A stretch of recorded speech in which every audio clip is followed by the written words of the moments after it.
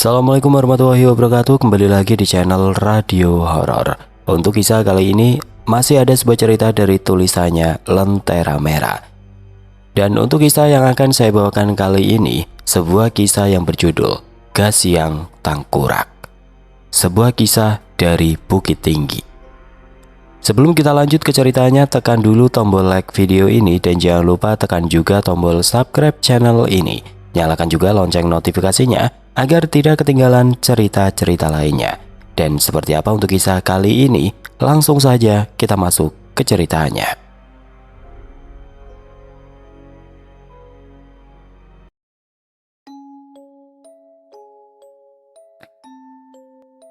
Langit Bukit Tinggi sore itu dipenuhi awan kelabu. Hujan tipis turun seperti air mata langit yang tahu ada sesuatu yang tidak wajar tengah terjadi di salah satu sudut desa itu. Rumah kayu milik keluarga Pak Salim yang berada di ujung jalan setapak terlihat suram meski lampu pelita menyala di terasnya. Desa itu bernama Jorong Harau. Dikelilingi bukit dan lembah yang indah, namun hari itu keindahan itu tampak muram. Piring melayang keluar dari celah jendela yang tertutup, pecah berkeping-keping di halaman basah. "Angga, jangan tinggalkan aku!" Suara perempuan muda itu melengking, diikuti bunyi tubuh yang membanting diri ke lantai kayu berulang kali. Duk, duk, duk. "Mak, Nisa lagi-lagi ngamuk." Amel berlari terbirit-birit dari arah kamar belakang. Wajah gadis 10 tahun itu pucat pasi. Di dapur, tangan mandiri ini gemetar saat meletakkan cawan tanah liat berisi ramuan herbal.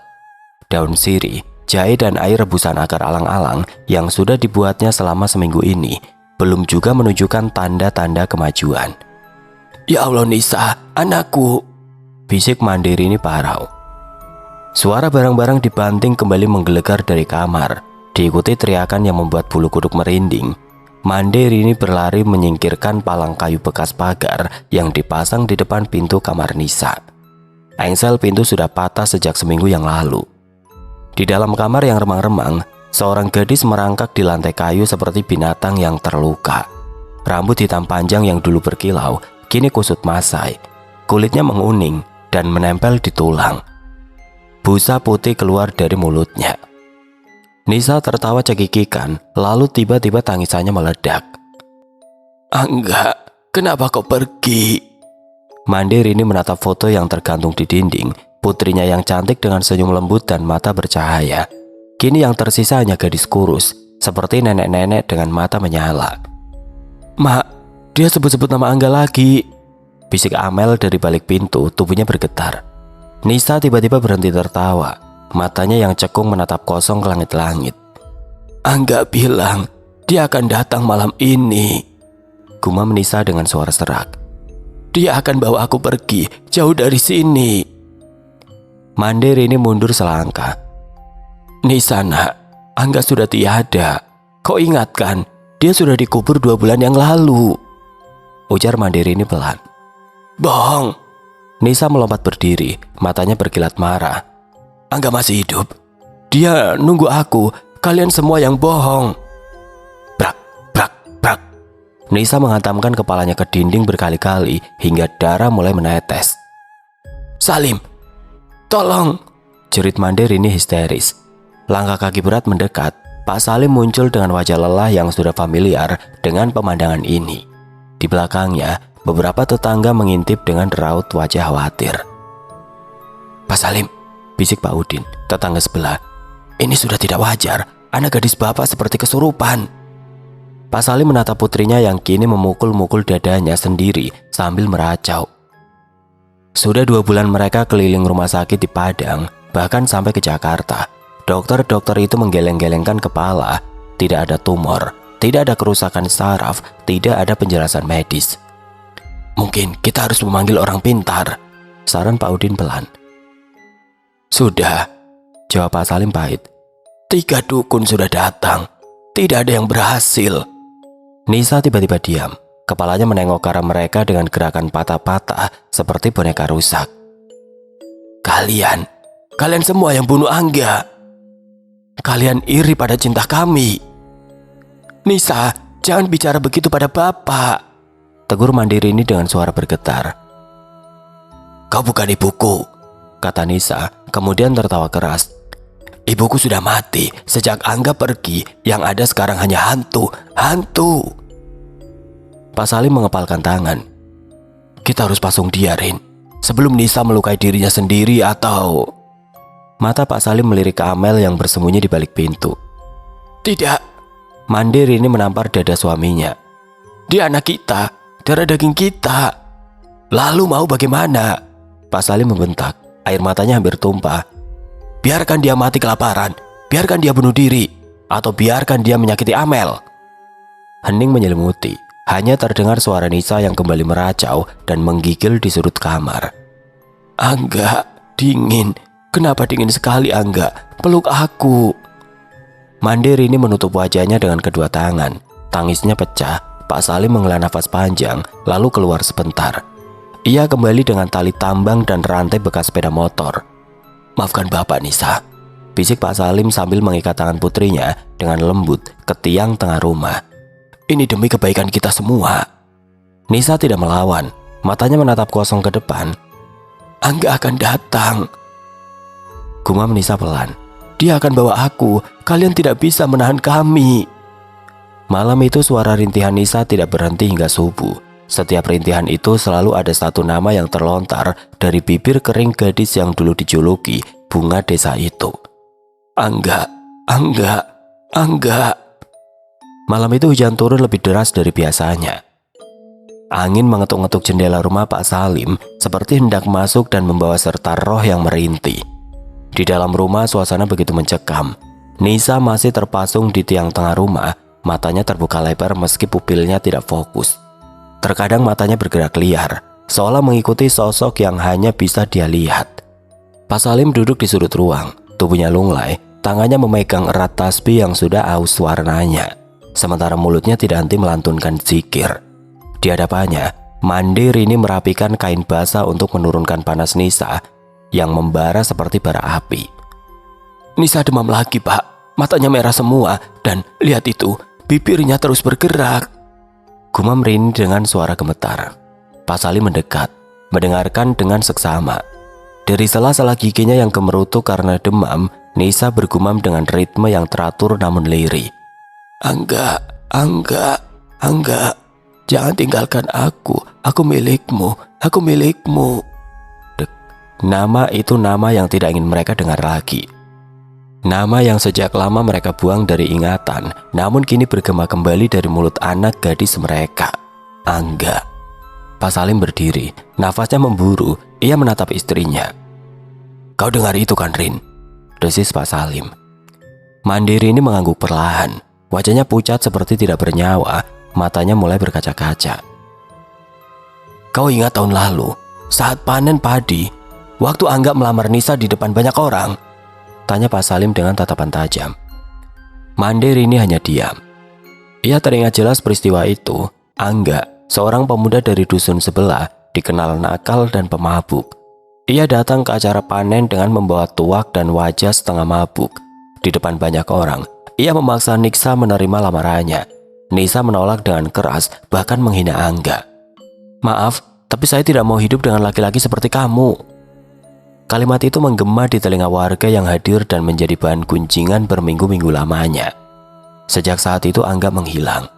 Tidak ada yang tahu kemana perginya. Beberapa bilang dia merantau ke kota, yang lain bilang dia dibuang keluarganya karena malu. Namun tepat sebulan setelah insiden itu, Nisa jatuh sakit, dan sejak saat itu hidup mereka berubah total. Pak Salim memijit pelipisnya. "Rin, aku rasa ini bukan sakit biasa." Mandirini menatap suaminya dengan sorot takut. "Maksudmu ilmu hitam?" tanya Mandirini. Pak Salim mengangguk perlahan. Pagi harinya kabar kondisi Nisa menyebar ke penjuru kampung. Beberapa tetangga mulai menjauh. Anak-anak dilarang bermain di dekat rumah Pak Salim. Mereka percaya rumah itu sudah dirasuki sesuatu yang tidak kasat mata. "Dia kena guna-guna," bisik seorang wanita tua di warung. "Kena santet kali, gara-gara nolak lamaran si Angga itu," timpal salah satunya. "Bukan santet, kayaknya sih itu gas yang tengkurak." Astagfirullah, yang benar saja. Itu kan ilmu pemanggil arwah dari tengkorak manusia. Desas-desus menyebar lebih cepat dari angin. Aryo, seorang pemuda kampung yang dikenal pernah belajar ilmu pengobatan tradisional di Pariaman, datang ke rumah Pak Salim. Ia tidak bisa diam setelah mendengar cerita dari orang-orang. "Assalamualaikum," seru Aryo yang saat ini sudah berada di depan pintu rumah Pak Salim. Pak Salim yang tengah duduk di ruang tamu segera bangkit saat mendengar suara dan membuka pintu. "Waalaikumsalam. Aryo," sahut Pak Salim. "Maaf Pak, saya dengar tentang Nisa. Saya ingin lihat kalau diizinkan." "Saya hanya ingin lihat keadaannya saja Pak," sambung Aryo lagi saat melihat Pak Salim hanya diam. Awalnya Pak Salim ragu, akan tetapi Aryo bukan orang sembarangan. Ia dikenal bijak dan tahu banyak hal gaib. Dengan berat hati, ia mempersilahkan Aryo masuk. "Baiklah, silakan masuk yo." Aryo menganggukkan kepalanya. Dia pun segera masuk ke dalam rumah Pak Salim. Ketika Aryo memasuki ruang tengah, ia langsung merasa hawa aneh menyelimuti tubuhnya. Suhu ruangan seperti turun mendadak. Nisa duduk diam di tengah ruangan, masih terpasung. Namun matanya langsung menatap Aryo yang berdiri tepat di depan matanya. "Kau akan mati kalau ikut campur."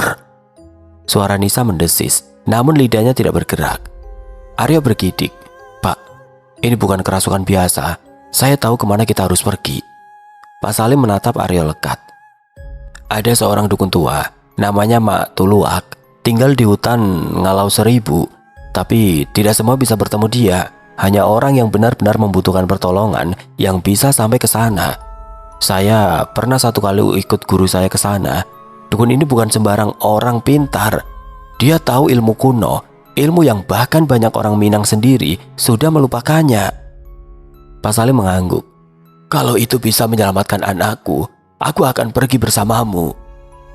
"Bukan hanya Bapak, Nisa harus ikut." "Tapi dia..." "Saya akan siapkan pengamanan. Kita bawa dia malam ini." Malamnya Aryo datang membawa kain kafan bekas, tali pengikat dari serat ijuk dan botol berisi minyak kelapa yang sudah dicampur kemenyan hitam. "Bagaimana? Apa Bapak sudah siap?" tanya Aryo kepada Pak Salim yang sudah menunggu di depan rumahnya. "Sudah Aryo, tapi istri saya mau ikut, apa bisa?" Aryo terdiam sejenak. "Bisa sih Pak, tapi bagaimana dengan Amel?" Aryo memikirkan gadis kecil itu jika ditinggalkan sendiri. "Sudah dititipkan ke tetangga. Ayo cepat Aryo."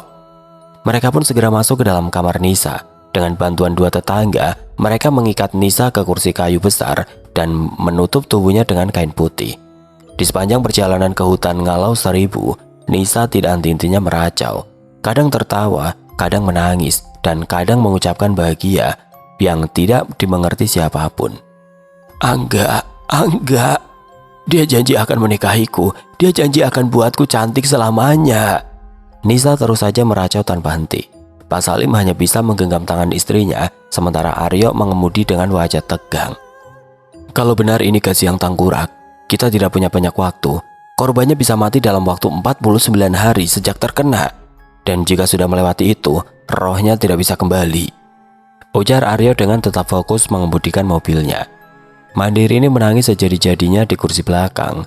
"Ya Tuhan, hari ini ke-47. Bagaimana kalau terjadi hal yang buruk sama Nisa, Pak?" Beberapa jam kemudian mereka pun berhenti tepat di depan rumah sebuah warga. Mereka menitipkan mobil sebab menuju ke rumah dukun tersebut tidak bisa dilalui oleh mobil. Hutan Ngalau Seribu tampak gelap dan lembab. Kabut menyelimuti setiap langkah mereka. Angin berdesir dengan suara-suara aneh. Terdengar seperti bisikan, seperti rintihan, seperti tawa yang tertahan. Setelah 2 jam berjalan kaki, mereka tiba di sebuah gubuk reot di bawah akar pohon besar. Dari dalam keluar cahaya temaram kuning kemerahan. Seorang perempuan renta duduk bersila di tengah gubuk, ditemani seekor kucing hitam dengan mata merah.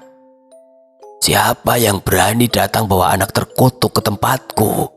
Suara itu serak namun tegas. Aryo menunduk. "Mak Tuluak, ini saya Aryo. Saya pernah datang ke sini," jawab Aryo sopan. "Kami mohon, tolong anak ini, Mak," lanjut Aryo memohon. Mak Tuluak mendekat. Ia membuka kain penutup wajah Nisa. Seketika ia mendesis. "Gaji yang tangkurak, ilmu dari tengkorak manusia. Siapa yang berani kirim ini?" Wajah Mak Tuluak memerah. Pak Salim menatap mata Nisa yang mulai meneteskan air mata. Dari bibirnya keluar kata yang membekukan darah siapapun yang mendengarnya. Angga. Mak Tuluak menatap Nisa dengan mata menyipit. Matanya yang tua keriput itu tetap menyala tajam, bagai bara dalam abu. Ia mendekat, mengendus pelan seperti mencium aroma bangkai dari tubuh Nisa. Lalu ia menghentakkan tubuhnya ke belakang sambil mendesis panjang. Ini bukan guna-guna biasa. Ini bukan mainan anak baru belajar sihir. Ini Kasiang Tangkurak yang sudah dikawinkan dengan jampi tua dan hanya diwariskan dari satu darah ke darah berikutnya, gumam Mak Tuluak. Aryo berdiri membeku. Pak Salim menggenggam tasbih di tangannya makin erat. Sementara Mandirini sudah terduduk lemas di lantai tanah, menangis dalam diam. Sementara itu Nisa mulai menggeliat. Matanya menatap Mak Tuluak tajam-tajam. Kau penyihir tua busuk, jangan ganggu dia, dia milikku, teriak Nisa. Namun suaranya tidak lagi seperti suara gadis 18 tahun, berat, parau, serak dan bergema. Mak Tuluak tertawa miris. Roh yang bersemayam dalam anak ini bukan satu, ada dua. Satu adalah makhluk jahat yang mengikatnya dengan Kasiang. Satu lagi adalah korban yang diseret ikut oleh si pengirim. Jelas Mak Tuluak. Aryo menelan ludah. Jadi dua roh di dalam tubuh Nisa? Lebih, tapi yang sangat berkuasa dua. Satu dari si pengirim dan satu dari korban sebelumnya. Nisa dijadikan wadah. Jika tidak segera dilepas, tubuhnya akan menjadi rumah kekal untuk semua roh penasaran yang ikut dalam pelet ini. Pak Salim berlutut. Mak, kami mohon selamatkan anak kami. Mak Tuluak bangkit pelan. Ia mengambil segenggam abu dari tempurung kelapa, lalu melemparkannya ke api yang menyala dalam perapian kecil. Asap membumbung, menari-nari, membentuk wajah-wajah samar, lalu lenyap. Kalian harus ikut dalam ritual, tapi ini berbahaya. Jika roh yang menempel lebih kuat dari pelindung kalian, maka kalian bisa ikut mati. Kami siap, ucap Pak Salim tegas. Mak Tuluak membuka sebuah pintu kecil di sisi belakang gubuk. Di baliknya ada tangga menurun ke ruang bawah tanah, lembab dan gelap. Di sana ada tempat semedi dari batu besar, dilengkapi mangkuk tanah liat, tulang-tulang ayam hitam dan kain putih bertuliskan aksara kuno. Nisa diikat ke kursi kayu di tengah ruangan, tepat di atas simbol lingkaran dengan tanda tulisan kuno yang diukir di tanah. Kemenyan mulai dibakar, asap tebal memenuhi ruangan. Ritual ini akan panggil roh si pengirim, tapi jika ia menolak kembali, tubuh anakmu akan menjadi korban, kata Mak Tuluak perlahan. Ritual pun akhirnya dimulai. Mak Tuluak memanggil nama-nama yang asing dan terdengar seperti mantra kuno. Suaranya kadang tinggi, kadang rendah. Dinding mulai bergetar. Api dari obor menyala biru. Dari tubuh Nisa terdengar pekikan melengking. Angga, aku sudah di sini. Kembalikan janjimu. Nisa seperti anjing yang melolong kencang. Tiba-tiba angin kencang menerpa ruangan, asap membumbung dan dari asap itu terbentuk wajah seorang pria muda. Wajah itu adalah Angga. Aryo hampir jatuh saking ngerinya. Wajah itu pucat, matanya melotot dan dari mulutnya keluar darah hitam. Wajah itu mendekat ke tubuh Nisa. Aku yang memilih dia. Dia milikku. Mak Tuluak berdiri tegak, mengangkat tongkat bambunya dan menghantam tanah. Dengan nama leluhur Minangkabau, aku putuskan ikatan Kasiang ini. Tolong. Wajah Angga meraung. Tiba-tiba api membesar lalu gelap. Api padam dan gelap. Udara malam di ruang bawah tanah itu berat. Dinding dari tanah liat basah mengeluarkan bau apek bercampur jamur tua. Aroma kemenyan yang dibakar sejak awal ritual begitu menyengat, menyesakkan dada, seperti asap kebakaran hutan yang terus memaksa masuk ke dalam paru-paru. Kercek, kercek, kercek. Sementara itu suara gemercik dari kentong air di sudut ruangan seolah ikut merapal mantra, sendiri, pelan, lembut, namun menusuk seperti desa nafas makhluk tidak kasat mata.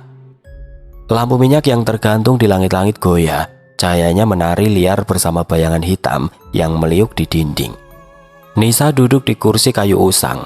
Tubuhnya terikat dengan tali ijuk yang kaku, matanya terbuka lebar. Bola matanya hanya menunjukkan warna putih, suara nafasnya berat, sesekali tersedak, seolah ada sesuatu yang mencoba keluar dari dalam tubuhnya. Geram Nisa pelan, matanya melotot merah. Pak Salim berdiri dengan tubuh gemetar, peluh dingin mengalir deras di pelipisnya. Ia menggenggam tasbih tua, biji-bijinya nyaris lepas karena ditekan terlalu keras. Sementara Mandiri ini berlutut di lantai, wajahnya menghadap tanah, berdoa dengan suara tercekat. Suara tangisnya tertahan, namun tubuhnya berguncang hebat, menahan rasa takut yang kian menusuk ulu hati. Matuluak duduk bersila di depan Nisa, wajahnya dilumuri minyak hitam dan coretan arang yang membentuk pola melingkar di dahinya. Ia memegang kendi kecil berisi air rendaman bunga 7 rupa dan serpit tulang ayam cemani. Di tangannya yang lain, sebuah genta kuningan berdenting. Setiap kali ia menggerakkan bahunya ke kiri atau ke kanan. Jangan bicara, jangan berpikir, jangan bernapas terlalu keras. Jika roh itu merasa kita takut, dia akan menempel ke siapapun yang lemah jiwanya. Ucap Matuluak lirih namun tegas. Aryo mengangguk, meski detak jantungnya berdentam seperti tabuhan gendang perang. Ia mencoba bernafas perlahan, namun aroma tanah basah bercampur darah hewan kurban membuat lambungnya bergejolak.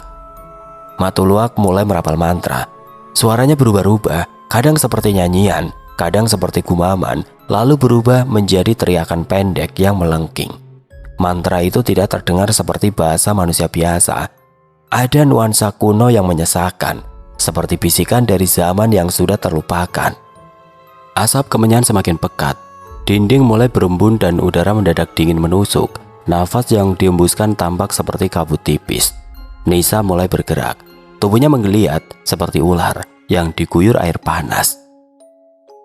Tiba-tiba Nisa tertawa keras. Tawanya bukan tawa manusia biasa. Suaranya seperti retakan kaca melengking, menggema dalam ruangan sempit itu. Mereka datang. Mereka datang. Sudah aku bilang, tubuh ini bukan milik kalian lagi, jerit Nisa. Mata Nisa menatap kosong ke langit-langit, lalu perlahan menunduk. Suaranya berubah parau, berat seperti suara pria dewasa. Matuluak, lama tidak jumpa, Nisa berkata, tapi bukan dengan suaranya sendiri.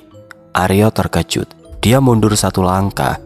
Aryo tahu bahwa suara itu bukanlah Nisa. Matuluak tetap tenang. Ia mengambil sejumput abu dari kendi, lalu meniupkannya ke arah Nisa. Seketika, tubuh gadis itu kejang. Kau siapa? Sebut namamu, bentak Matuluak. Tubuh Nisa terangkat sedikit dari kursi. Darah mengalir dari kedua lubang hidungnya dan busa putih keluar dari mulutnya. Matanya membelalak. Aku yang dicintai, aku yang ditolak, aku yang dihina di depan semua orang, aku Angga.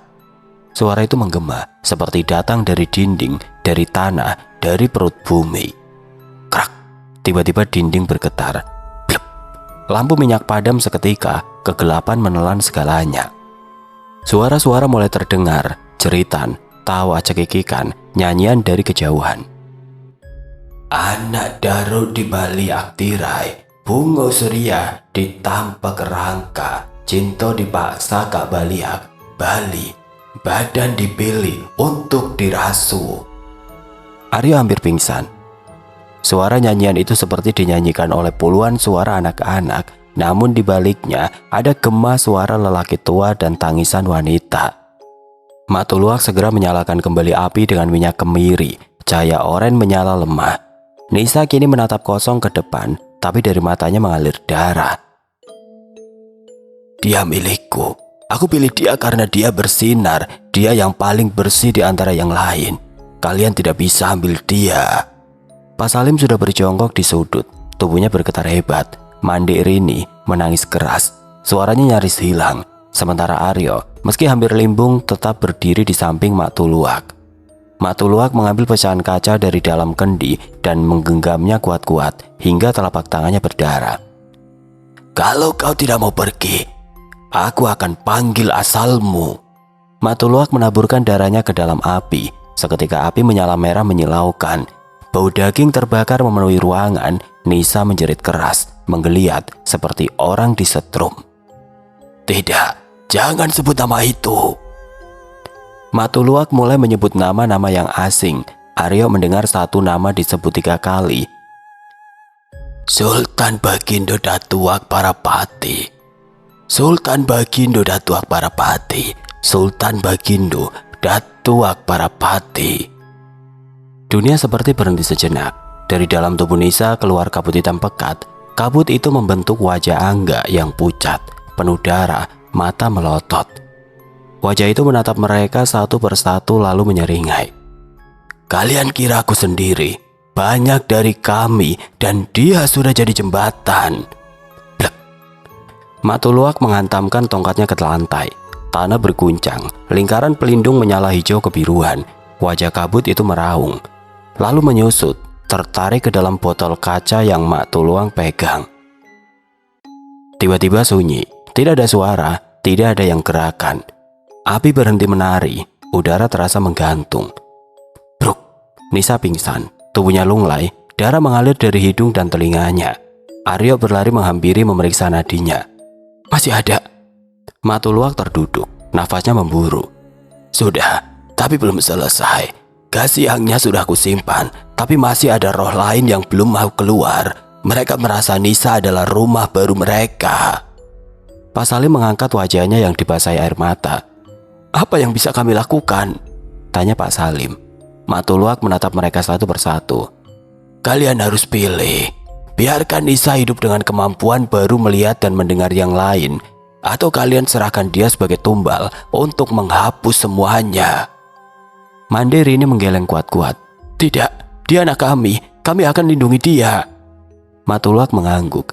Kalau begitu Nisa harus hidup dengan mata terbuka. Karena sejak malam ini, dunia Nisa tidak hanya di sisi manusia. Hening menyelimuti ruangan bawah tanah gubuk Mak Tuluak setelah roh utama berhasil disegel ke dalam botol kaca. Akan tetapi meski tubuh Nisa kini tidak lagi meronta, udara di sekelilingnya belum sepenuhnya damai. Nyanyian roh-roh lain, samar namun serempak, masih terasa bergetar dalam dinding tanah, seolah mereka masih berkeliaran, masih mengintip dari sela-sela kenyataan yang retak. Nisa terbaring lemah di depan kayu, tubuhnya dilapisi selimut dari serat daun pandan yang dilumuri minyak kelapa. Bau gosong dan kemenyan masih menggantung di udara. Aryo mendekatinya perlahan, tangannya menyentuh dahi gadis itu, dingin, tapi denyut nadinya mulai kembali stabil. Pak Salim duduk memeluk lutut di sudut ruangan, menatap botol kaca yang kini bersinar samar kehijauan. Di dalamnya wajah Angga tampak meringis, menempel di sisi kaca, seolah ingin keluar. Matuluak berdiri di hadapan mereka. Di tangannya selembar kain putih bersimbah darah kering. Ini belum selesai. Gas siangnya memang sudah terlepas dari Nisa, tapi belum kembali kepada pengirimnya. Kalian mau tahu kenapa semua ini tidak pernah selesai? Arya mengangguk pelan. Karena pelet semacam ini bukan sekedar ilmu pemikat. Ini perjanjian. Perjanjian dengan arwah orang mati yang dipaksa bangkit. Angga atau siapapun yang membangkitkannya sudah membuat tumbal, dan tumbal itu butuh pelunasan. Nisa jadi perantara. Tapi sekarang, karena ikatan telah diputus, pelunasan itu akan kembali kepada yang memulai. Pak Salim menoleh dengan mata merah. Apa maksudnya, Mak? Matuluak menatap botol itu tajam. Kutukan akan kembali ke pengirimnya dengan 3 kali kekuatan, dan dia akan melihat yang tidak kasat mata hingga ia gila atau mati. Malam itu di desa sebelah, suara-suara aneh mulai terdengar di rumah keluarga Angga. Rumah tua berpagar bambu itu terlihat gelap, meskipun lampu minyak menyala di dalam. Ibu Angga, seorang wanita renta yang berjalan tertati, mulai mengeluhkan bau busuk yang muncul tiba-tiba dari kamar anaknya. Angga, kamu nyimpen apa di kamarmu? Kenapa bau bangkai begini? Tidak ada jawaban. Pintu kamar itu tertutup rapat, terkunci dari dalam. Angga, nak, buka pintunya, nak. Mak cemas. Dari dalam kamar terdengar suara bisikan. Dia datang lagi. Dia nggak sendiri. Lalu tawa keras, seperti suara puluhan orang dewasa bercampur dengan anak kecil, melengking dan menggerus dinding kesadaran. Pintu kamar mendadak terbuka. Angga berdiri di sana, tubuhnya kurus, matanya merah dan kulitnya seperti kehilangan darah, Ia tertawa melihat ibunya. "Mak, pernah lihat tangan orang mati? Mereka melambai padaku. Tiap malam mereka ngajak aku ikut." Angga berkata sambil tertawa. Tangan kanannya menunjuk ke langit-langit, di mana tidak ada apapun kecuali sarang laba-laba. Keesokan paginya seluruh warga desa dikejutkan oleh teriakan histeris. Angga ditemukan berlari telanjang di jalan utama desa. Berlumuran tanah dan darah ayam, ia mengaku melihat wajah Nisa muncul dari lubang jamban, memanggil namanya sambil menangis darah. "Dia minta aku kawin sama dia. Dia nggak mau pergi. Aku mau mati saja." Ibunya Angga hanya bisa menangis. Para tetangga menjauh, bahkan kepala dusun pun tidak sanggup mendekat. Keesokan harinya saat ibu Angga hendak mengantarkannya ke rumah sakit jiwa di kota, Angga duduk di jok belakang angkot tua. Matanya menatap kosong ke jendela. "Mak, dia sekarang duduk di samping sopir, pakaiannya robek, wajahnya nggak punya kulit. Dia tersenyum padaku, Mak. Dia bawa paku, Mak." "Diam, Angga, jangan macem-macem," bentak sang ibu. Namun tiba-tiba Angga melompat. Tubuhnya menghantam aspal keras, lalu sebelum sempat ditolong sebuah truk tronton melaju kencang. Brak! Ah! Jerit ibu Aryo. Suara pecahan kaca dan dentuman ban berat mengguncang jalanan. Tubuh Angga terlindas dan kepalanya remuk di bawah roda truk. Otaknya terburai, darah mengenangi aspal yang panas. Kabar kematiannya menyebar seperti angin. Semua warga gemetar. Tidak ada yang datang ke pemakamannya kecuali ibunya yang meraung sendirian. Di Bukit Tinggi, berita itu sampai ke telinga Mak Tuluak melalui seorang pembawa pesan dari desa sebelah. Wanita tua itu hanya tersenyum tipis. "Kutukan telah kembali ke asalnya, tapi harga yang dibayar tidak hanya nyawa. Dunia telah dibuka untuk mereka yang bisa melihat." Nisa yang kini bisa berjalan kembali meski lemas, mulai menunjukkan tanda-tanda aneh. Ia berbicara sendiri seperti bergumam. Dia memalingkan wajah jika ada cermin dan selalu menutup jendela setiap matahari mulai tenggelam. Dia bilang yang lain belum pergi, ada yang masih menunggu tubuh baru. Arya memandangi gadis itu dari jauh. Hatinya penuh simpati, tapi juga takut. "Mak, kenapa Nisa masih melihat mereka? Bukankah siangnya sudah kau kembalikan?" Mak Tuluak menatap langit malam yang mulai dihiasi bintang. "Karena Nisa sekarang sudah jadi jembatan. Kutukannya memang berhenti, tapi kemampuannya tidak bisa ditutup." Sejak malam kutukan dipatahkan, Nisa tidak lagi berteriak kesakitan. Namun ketenangan itu tidak membawa kedamaian. Ia kini duduk diam berjam-jam di beranda rumah, menatap lurus ke pohon randu tua di ujung halaman. Tatapannya kosong, tapi kadang ia tersenyum kecil, senyum yang membuat bulu kuduk siapapun berdiri. "Nisa, kamu mau makan dulu. Ini bubur jagung kesukaanmu," kata Mandirini sambil meletakkan mangkuk hangat di samping anak gadisnya. Nisa menoleh, matanya perlahan mengerjap seolah baru sadar dirinya masih ada di dunia nyata. Ia tersenyum tipis selalu berkata pelan, "Mak, mereka belum pergi semua." Mandirini menarik nafasnya sejenak. "Siapa, Nak?" Nisa menunduk lalu menatap ibunya. Tatapannya tajam. "Itu ada yang berdiri di balik pohon randu itu. Dia biasanya jalan di dapur malam-malam, kakinya pincang," jawab Nisa. "Dia juga duduk di sampingku waktu aku tidur. Mereka bukan Angga. Mereka yang dulu pernah ditolak tubuh oleh Mak Tuluak. Sekarang mereka ikut aku karena aku bisa lihat mereka, karena aku jembatan." Mandirini hanya terdiam tidak menanggapi ucapan putrinya.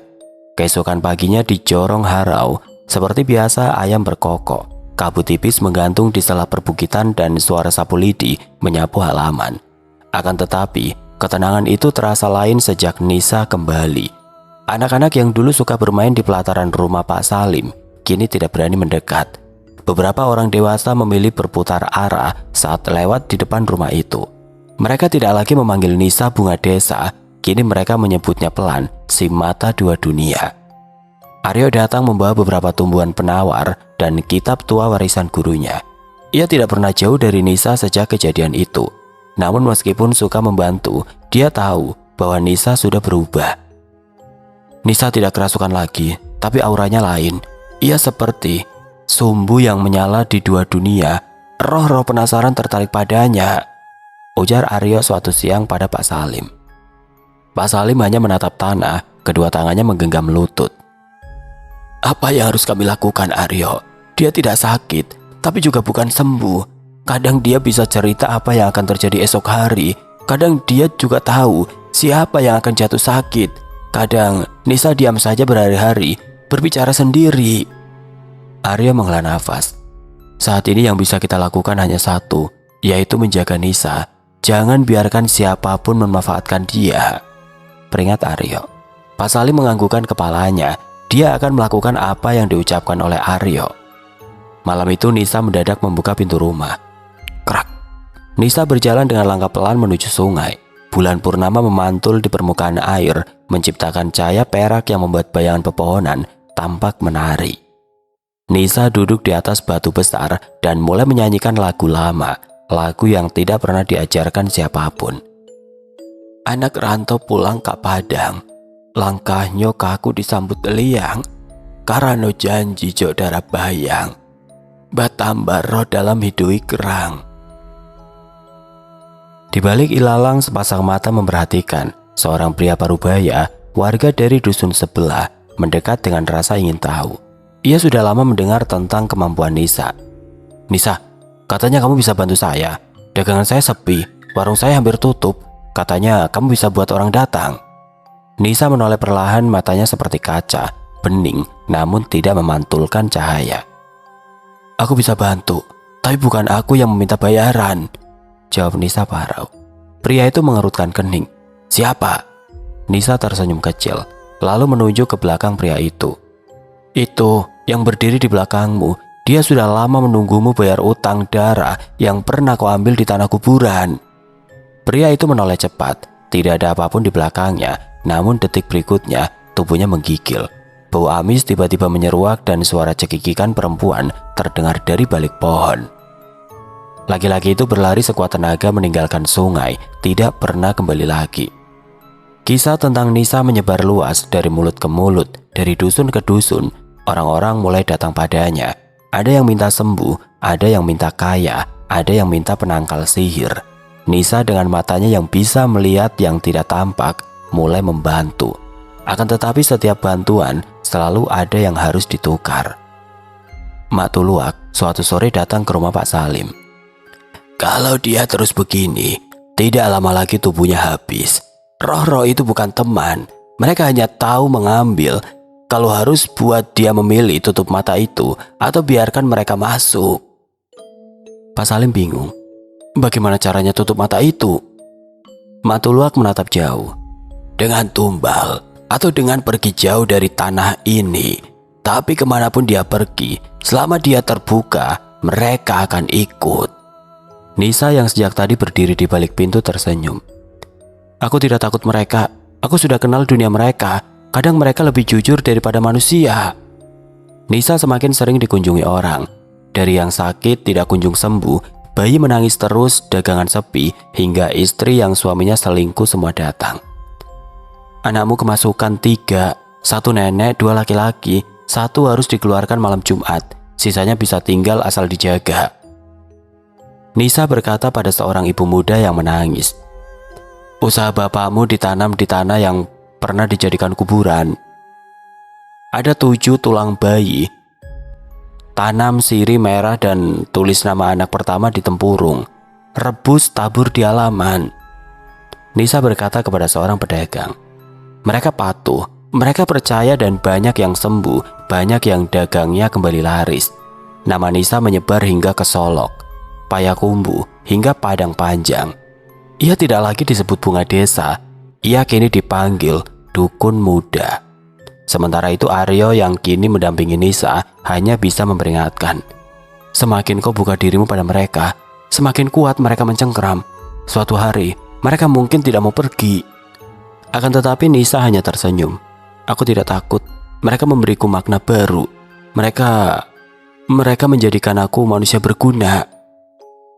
Pada suatu malam yang sangat gelap, saat langit tertutup awan dan angin berdesir dari arah barat, Nisa mengurung diri di kamar. Tidak ada suara, tidak ada cahaya, hanya aroma kemenyan dan tanah basah yang tercium hingga luar rumah. Mande Rini mengetuk pintu berkali-kali. Nisa nak, bukakan. Ada apa ini? Tok tok tok. tidak ada jawaban.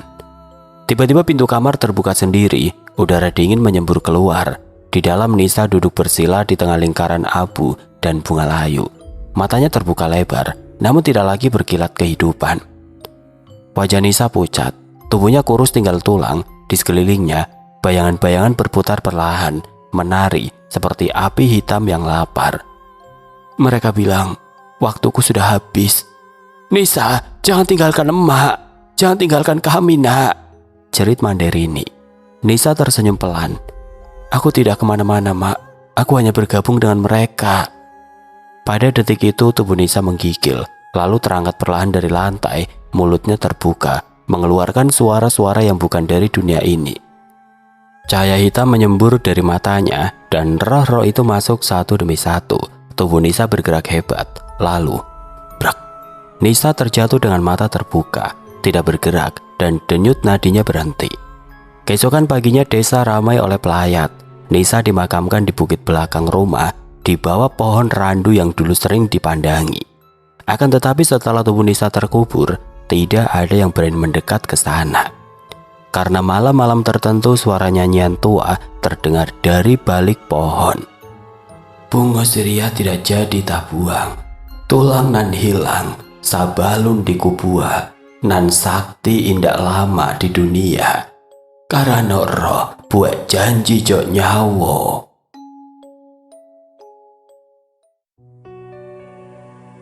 Oke teman-teman, sekian untuk kisah kali ini. Bagaimana menurut kalian tentang kisah ini?